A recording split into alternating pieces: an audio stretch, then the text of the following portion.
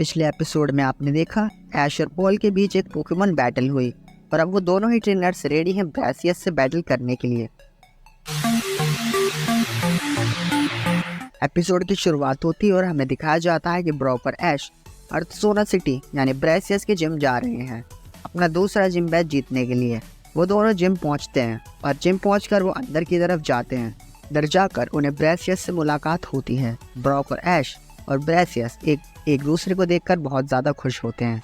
ब्रासियस ऐश से कहता है, फाइनली ऐश तुम यहाँ पर आ ही गए। हमारे बीच एक कमाल की जिम बैटल होने वाली है, लेकिन पॉल और तुम्हारे बीच की इस बैटल को देखकर मुझे कुछ डर भी लग रहा है, कहीं मैं आज हार ना जाऊं।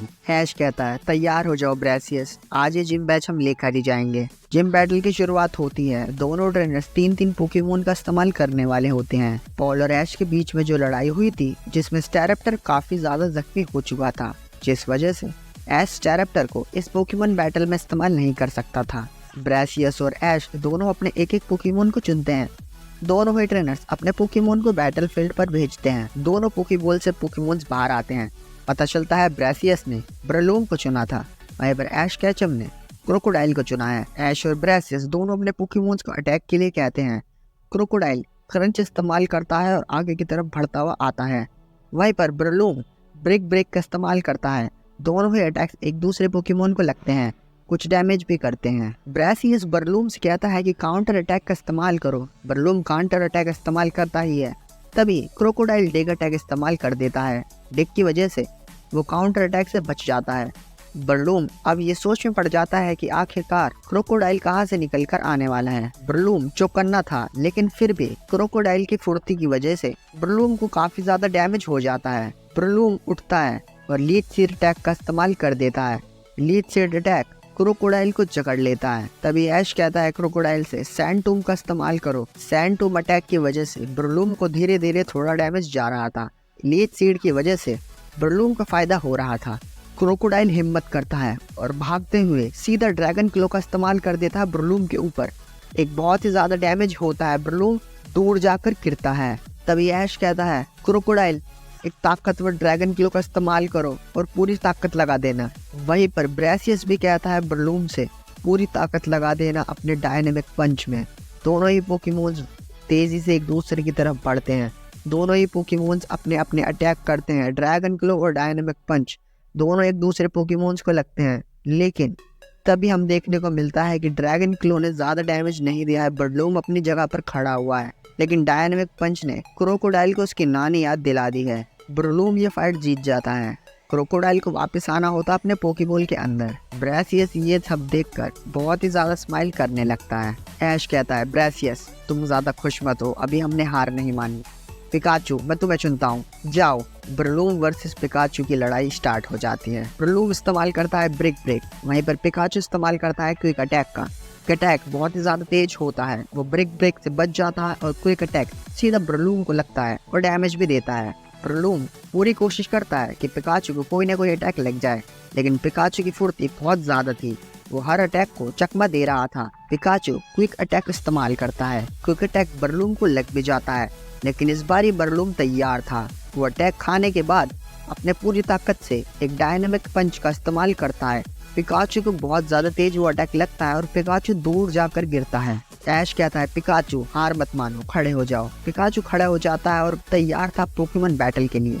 ब्रासियस कहता है, बरलूम लीच सीड का इस्तेमाल करो, लेकिन तभी ऐश कहता है, पिकाचू उन सभी लीच सीड से बचो और सीधा तेजी से भागते हुए बरलूम की तरफ जाओ। पिकाचू पूरी रफ्तार से इन लीच सीड से बचता है और भागते भागते बरलूम की तरफ जाता है और तभी वो तेजी से एक जंप लगाता है और ऐश कहता है, आयरन टेल का इस्तेमाल अभी। उस आयरन टेल में बहुत ही ज्यादा ताकत थी। बरलूम उस अटैक को लगने के बाद उठ ही नहीं पाया और जमीन पर पड़ा रहा। पिकाचू ने बरलूम को हरा दिया और ब्रासियस ने बरलूम को अपने पोकेमॉन में वापस बुलाया। ब्रासियस अपने दूसरे पोकेमॉन अर्बोलीवा को चुनता है। ऐश कहता है पिकाचू से, पिकाचू थंडरबोल्ट का इस्तेमाल करो। वो थंडरबोल्ट अर्बोलीवा को लगता है, लेकिन अर्बोलीवा अपनी जगह से बिल्कुल भी नहीं हिलता। वो उस अटैक को आराम से झेल लेता है, जैसे कि उसे कोई फर्क ही नहीं पड़ता। तभी अर्बोलीवा रेजर लीफ का इस्तेमाल कर देता है। चारों तरफ तेज रफ्तार में पत्तियां आती हैं, जो पिकाचू को एक एक कर लगने लगती है। और पिकाचू के पास कोई भी जवाब नहीं होता उस रेजर लीफ का। ऐश कहता है पिकाचू तुम हिम्मत मत हारो, तेजी से आगे बढ़ो और आयरन टेल का इस्तेमाल करो।